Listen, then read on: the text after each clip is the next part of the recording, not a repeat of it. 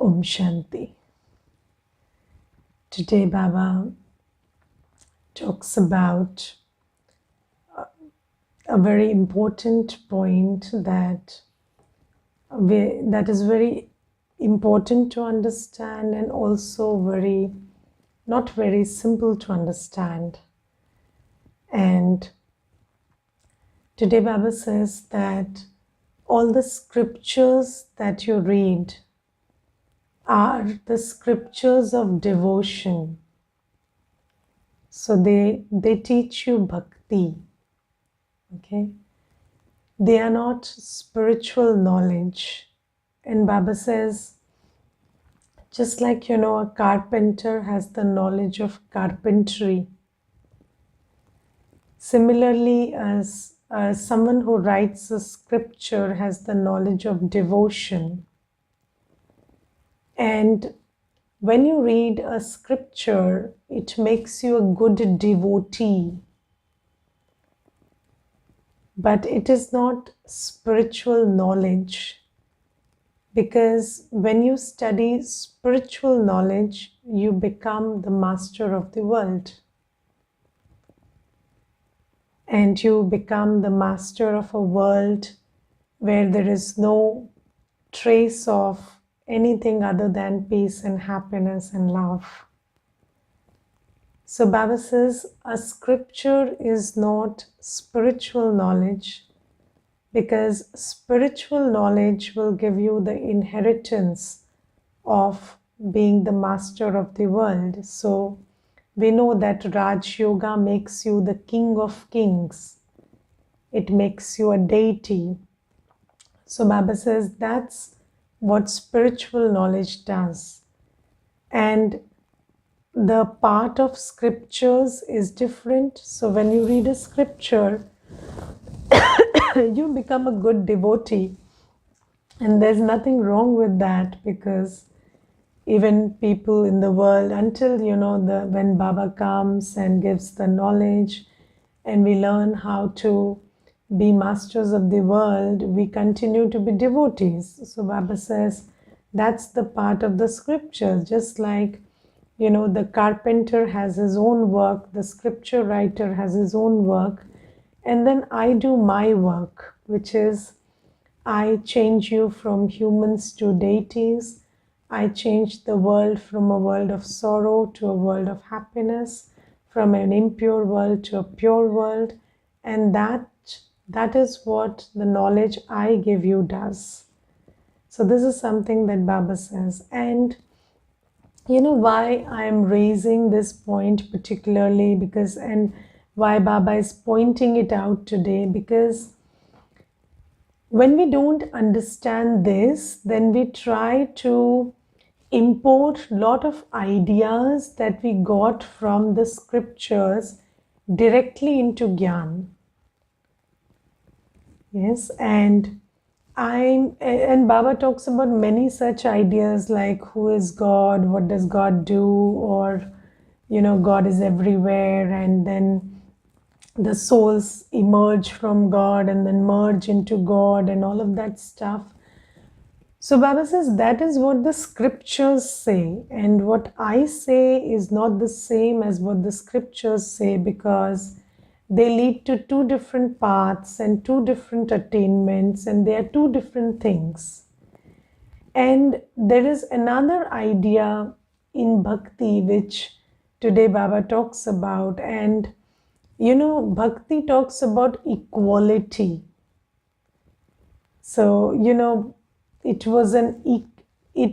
is an unequal world, and in the path of bhakti, people saw that there is misery and there is ego and there is so they saw how the world is, and then they just came up with this fancy idea that everybody is equal. Yes, and then when you do bhakti, you will become good, and then people try to be bad and look good in bhakti.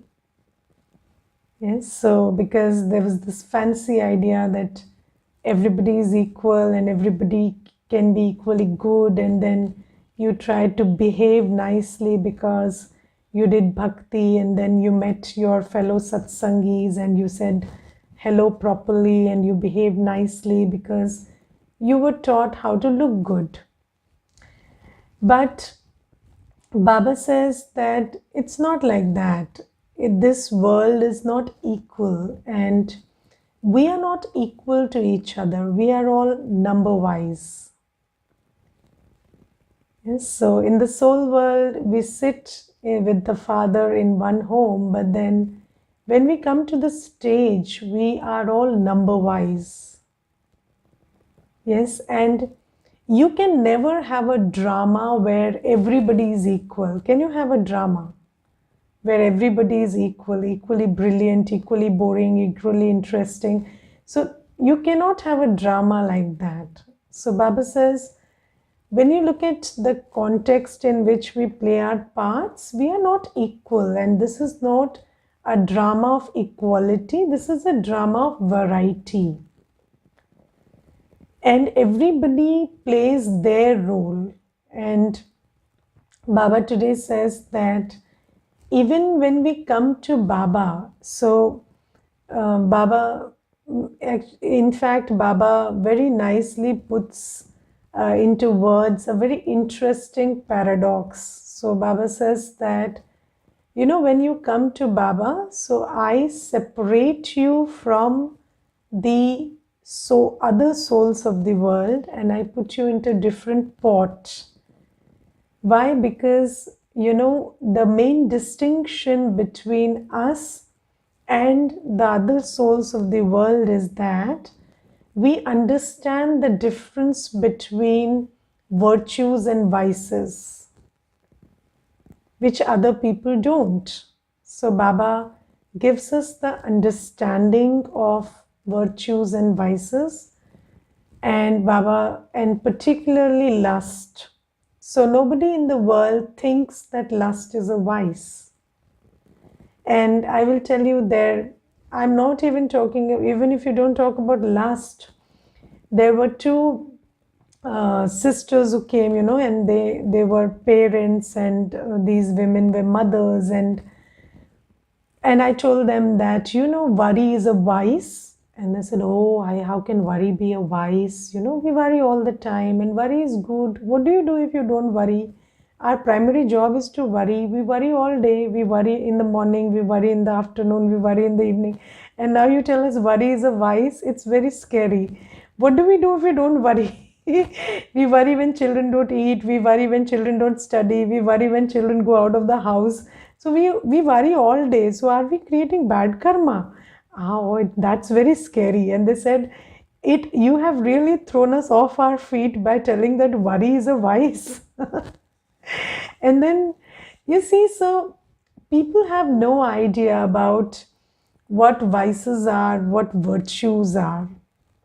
And sometimes, you know, timidity is put under the veil of humility, and then you present it as a virtue in the world. But Baba says, no, there is a difference between timidity and humility. Humility is a choice. Timidity comes from lack of power to face. So that's not humility. Humility is the virtue of a very powerful soul. You choose to be humble. You choose to be respectful. That's a different thing. And it's not timidity that you can't answer, you're not allowed to answer, you're not expected to answer, you are not expected to behave in a certain way. That's not a virtue. If you're doing it out of people's expectations, if you are doing it under society's pressure, that's not a virtue, because it's bottling up inside. And so Baba has given us a lot of understanding about many things, and Baba begins the Murli by telling that nobody knows you are a soul. And nobody knows what the nature of the soul is. We know the nature of our bodily religion. So you know what a Hindu is expected to do. You know what a woman is expected to do or a man is expected to do. You know what a professional is expected to do. You know what a student is expected to do. But do you know what a soul is expected to do? So, who is a soul, and what are the qualities of the soul, and how do you justify your existence as a soul? So, when you live up to your qualities, you be yourself, you justify your existence as a soul. So, Baba says, nobody knows you are a soul, and nobody knows what virtues are, and that you're made of virtues, and what is your original quality, and what makes you, when you act in accordance with your virtues, you are integrated within. And that integrity within gives you a lot of power. But all these things are not, or who is God and what are God's directions, and why does God come and give his direction, and what do we become, or what do we attain by following God's directions. So these things are not known in the world, and people don't know that we were deities. It looks like a pretty bizarre idea to the world that if you say you were a deity one day. And Baba today says something very interesting. Baba says that in Christianity, they speak of Christ being a beggar right now. And Baba says, although they say it, they don't. And when you think about a beggar, what is the image you get? Somebody frail and weak and holding a stick and begging. But that is not a beggar. Beggar is not somebody who only begs for money. So, what is the state of a giver, or what is the state of a beggar? So, you could be very wealthy living in a palace and you could still be a beggar. If you're begging every time, give me respect, listen to me, follow my orders, or, you made me angry or you made me upset. So behave in a manner that I can be not upset.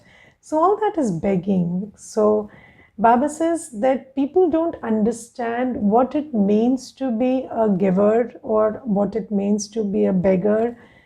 So Baba says, I have told you the beginning, middle, and end of the drama, and how your stages in different yugs is very different, and how you were the Sato Pradhan deity, and then you were the one who were yourself before Gyan. So you can look at the variety of roles you have played. You know the distinction between vices and virtues. You know the distinction between being a beggar and a giver. You know the distinction between a powerful soul and an empty soul. A powerful soul is not somebody who shouts and asserts, I'm powerful. So a powerful soul is very pure and very loveful and very forgiving and very full of humility and again fearless also, courageous also. So you understand all of these things. So obviously you are different from the whole world now. So there are other souls and there is you. And there is a difference between others and you, because Baba is the gardener and now you are under repair. So, Baba uses this interesting word today, that I have started repairing you. So there are damaged products. Every soul is damaged, but now you are under repair. So, there is a difference between you and the others. So your repair has started. So that much difference is there. And then Baba says that in that sense, you are in a separate pot, just like, so I have kind of separated the thorns and the flowers. So Baba says, now what is the flower part of you and the thorn part of you. And then I have made that distinction and I have separated you like that. But then Baba says that even in this different pot, you sometimes wilt. because there is Maya, and although you have knowledge, you are not always, so just like even when there is a flower, so the gardener has cultivated the flower, but then the flower is still susceptible. So, do you know when the plant is young, it is susceptible to storms? And Baba says, you are like that. So, you're not thorns. Now you are developing into flowers, but the flowers are still very delicate and they are not very strong right now. So, you are susceptible to storms.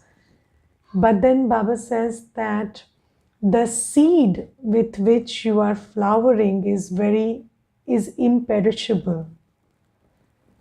So that's why even if you wilt for some time, you again come back to being yourself. And the seed. So sometimes gardeners have this ability to check whether, so you give them a bush full of wilted plants and they will be able to check which one, if you water some more, will sprout and reflower, and which one is totally destroyed. Yes, so they have the sensibility to check. So Baba says, you are those flowers who have emerged from the imperishable seed of knowledge. So if you are watered a little, you again come back to being yourself. So it's not like you don't have your bad days, you have them, but then the difference between you and others is, A, you are on your journey to not be a thorn and be a flower now, and B, when you wilt, then you can be revived by a little water. And what is the water? Sometimes, some encouraging words are the water. Sometimes the water is Baba's yoga, when you meditate, when you are connected with Baba, that's the water. So some or the other kind of water you keep receiving and then you grow. And then Baba says that, and I give you the assurance that this wilting and reviving will not go on forever. There will come a time when these storms will go away. So until then, you have to endure. So, a plant also has to survive until a certain time, and then the roots grow strong, and then the storms are not able to mess with it. So similarly, Baba says, you have to survive for some time, have patience for some time, and I assure you that if you just cross this one Sangam Yug, you will be in a time where the storms will not be there, and you will be in Satyug where everybody will be flowers and there will be no circumstances, nothing to pull you down, but you have to have patience until then. And this is a very important thing to keep in mind, because there is this assumption which comes from bhakti. So this idea that anybody who reads the scripture is a very good human being and they do everything good and right and they are perfect. So this assumption has been brought into Gyan also. And then we sometimes say that, oh, this person is meditating and listening to Murli, so they should be perfect and there should be no defect in them. But never has Baba said that anybody who reads the Murli will have no defects. So Baba says, don't transport this idea into knowledge. And when you are with the Brahmin family, you know that these are souls who were thorns, and now we are trying to become flowers. We are under repair, and this process is not easy. So sometimes we wilt, sometimes we are under the influence of Maya, and For myself, I should follow the Srimad, that I have to be very lawful, which is I should always try to, follow Srimad to the T, like everything I should try to follow. And for others, I have to keep this gyan in mind that, it's a journey, and Baba says that there'll be storms, and then sometimes they will be under the effect of greed, sometimes under attachment because they are not themselves that day. And then we don't have to judge them for who they are, because you should love them because they have they have shown the courage to be on this journey. And that's quite something. But if you keep judging everyone on this journey for having their bad days, then that's not going to work. And also another thing Baba says is, it's not even said that in the end everybody will be perfect, because a whole kingdom is being created. And when a kingdom is being created, then the one who is going to be a slave in the kingdom and the one who is going to be a king in the kingdom are both living in this under the same roof right now. Do you get it? So in Satyug, you would know, okay, this is a slave and this is a king. So I, the king, who don't have to compare myself with the slave. So even if he doesn't have as much proficiency as me, it is okay. But when you are under the same roof, studying the same murli, yes, getting the same directions, wearing the same clothes, then you have to keep in mind that even if we wear the same clothes, even if we wear or study the same murli, even if we get the same directions from Baba, we are going to be part of a kingdom where we will all be in different positions. And there will be a lot of difference between how much a king imbibes what Baba says and how much a slave will imbibe what Baba says. And if somebody is choosing to be a slave, you don't, leave your throne of the king and start having ill thoughts about them, because that would make you a slave. So Baba says, you must remember these things. And if you don't remember these things, then, the way you judged people in bhakti will come up. And then, then all that can be done is hypocrisy. And how do you become a hypocrite in a family? You can't do that. So living under one roof, you can't be a hypocrite. So people go and earlier the ashram and the house were separate. So you go and be a good devotee and a bad human being. That was okay. Yes, you come home and you be a bad person and you be a good devotee in the mandir. That was okay. You be a good person in the society and you be another person in the family was okay. But now your family is the Brahmin family. And if you want to be someone you are not, it is going to be very difficult. So in order that you can be yourself and conduct this journey, we have to all keep in mind that there is a Rajdhani being built. And in that Rajdhani, there will be all sorts of souls. So it's okay, but still we appreciate every soul, because these souls are under repair. They are not thorns. They're at least on the way to becoming flowers. Yes, maybe. And and today Baba talks about many flowers, and Baba talks about the rose and the jasmine and the Rat Ki Rani, and Baba talks about the Ak flower. And then, some flowers have very sweet smell, but they don't look very good. Some flowers smell good and look good. Some flowers look very good, but no fragrance. So to be a complete flower is a different story. So Baba says, at least all are flowers. And even Ak is a flower. And when you go to the Shiva temple, you also offer the ak flower. So Baba says, all my children are flowers, they have stopped being thorns. So the biggest thorn is lust. So at least my children are not engaging in lust. So that way they are flowers, they are not thorns. But then in the flowers there is variety, and until the end there will be variety. So you should not have a problem with variety, and there'll be different kinds of souls, but the fact that they are all flowers and Baba loves them is good enough for you to love them. Yes, and I will read this paragraph out to you. Baba says,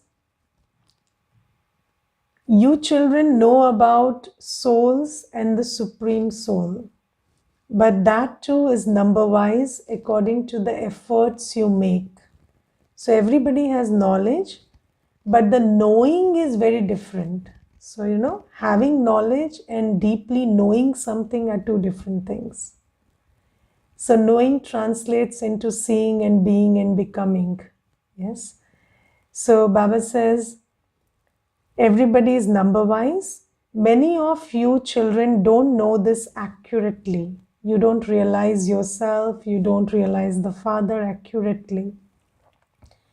Because of being body conscious, you are unable to imbibe fully. It is number-wise. Some of you ask, Baba, why is it like this? So, why is not everybody the same, or they don't behave the same, or they are not perfect? And Baba says, children, a kingdom is being established. All types are definitely needed for it. Those who have stone intellects would attain the lowest status of all.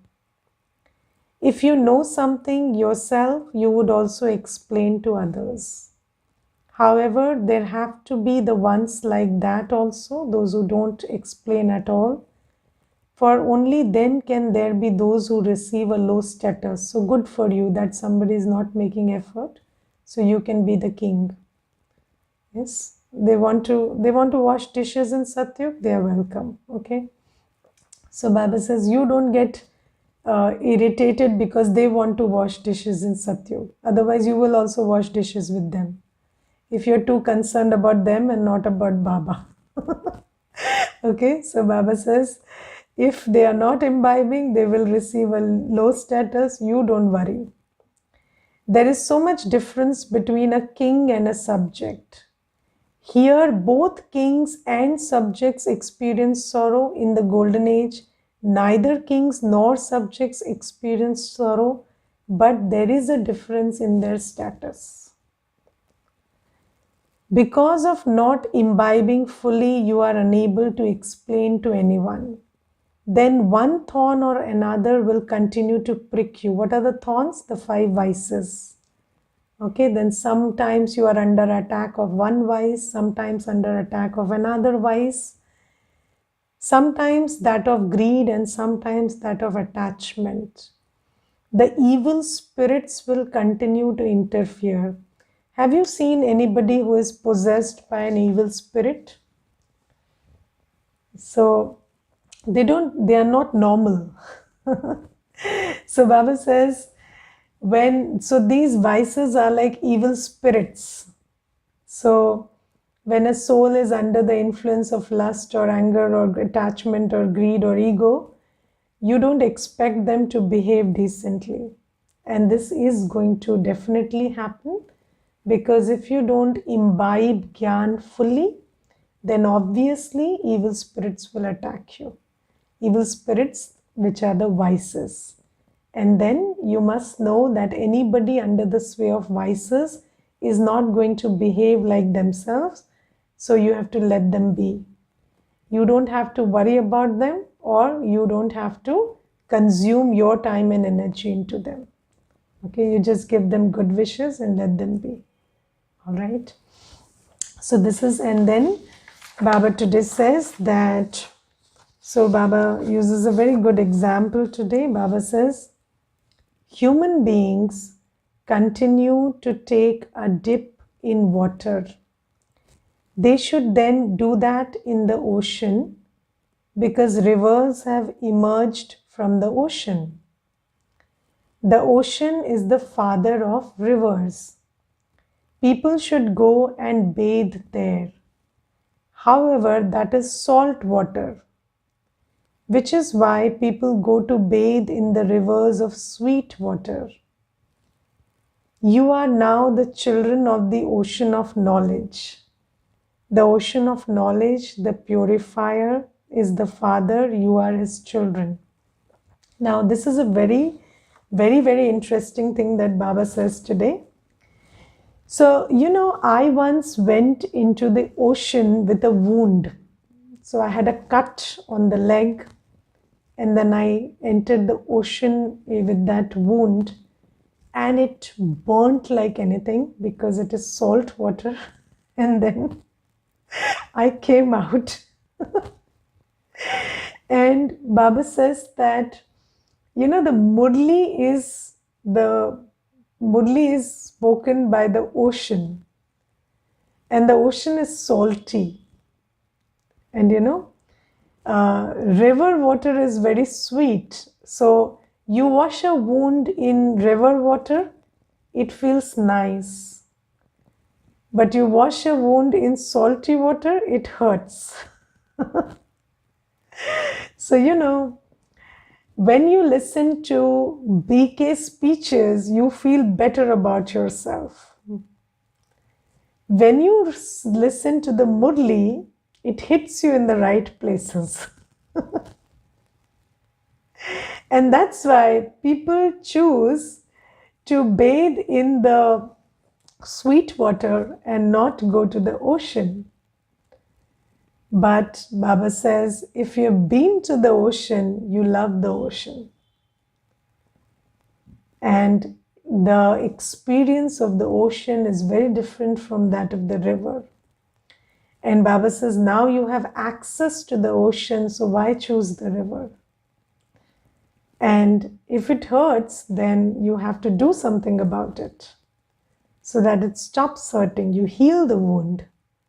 Yes, you don't just soothe the wound, you heal the wound. If you don't heal the wound and keep soothing the wound, it doesn't help. So Baba says, why don't you just heal the wound? And how do you figure out the wound? When you take a dip in the ocean, when you listen to Baba's Murli, see what triggers you, see what you don't like, or see what just makes you go, a little not okay in the mind.